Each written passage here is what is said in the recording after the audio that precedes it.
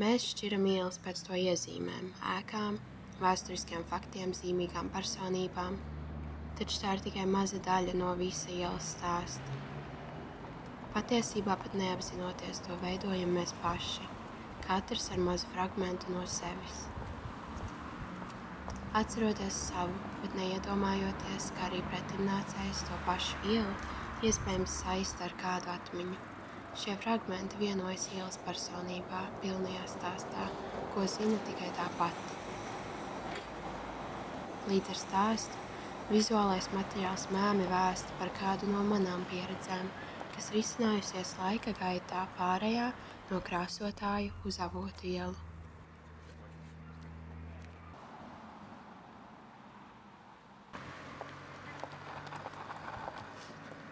Pasaule nav īsta, un ielas arī.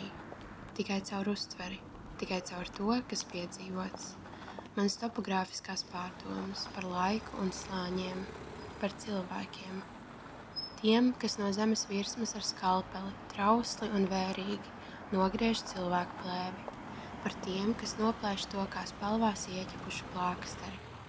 Tiem, kam pār ielu uzaudzētā cilvēku plēve netraucē, kuri tai ļauj dzīvot un ielien tās un betona augstas zemes starpā.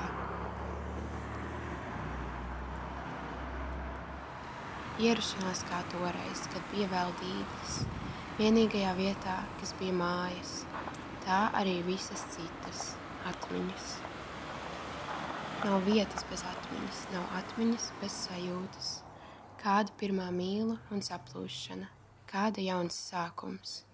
Kāda izmirkšana vētrainā lietū, vēlu vakarā, lupetlēveri mugurā, telefons nosprādzis un nepareizā pietura, bet sajūta tik viegla un sirds dzīvības pilna.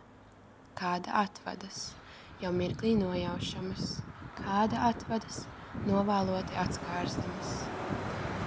Cilvēks kā gliemis iezīmē savas sliedas it visur, kur ir gājis, bet gliemis, es minu, nespēja pagriezt galvu atpakaļ.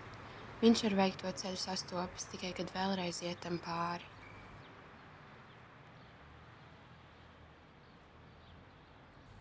Apstākļi.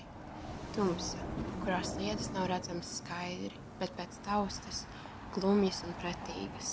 Vai gaišs rīts, kurā, ja saules stariem apspīdēts, gliemja ceļš var spīguļot zeltā. Cilvēks gan ir komplicēts, un mūsu pasaulē tas tulkojas atmiņās un emocijās. Beigu beigās aiz katra no mums paliek sava karte. Visas kartes savies kopā un saslāņojas, un klusi dod elpu, maigu sirdspukstu, pilsētai dzīvot.